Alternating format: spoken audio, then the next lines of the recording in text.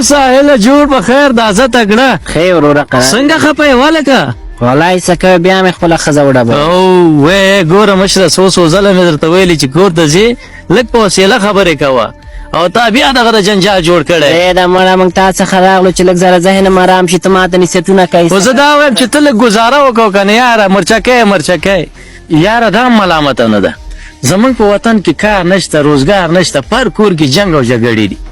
سلام جوړ په خیر جوړ په خیر شان ښه په خیر څنګه طبیعت خراب ده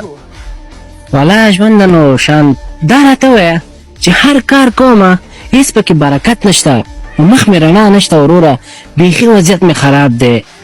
که غواړې چې په مال حال په کاروبار کې د برکت وي نو خپلې ښځې ته ووایه چې تا ته دعا وکړي څه ته غلط وایې دا زه نه وایم دا زمونږ او ستاسو پیغمبر حضرت محمد صلی الله علیه وسلم وایي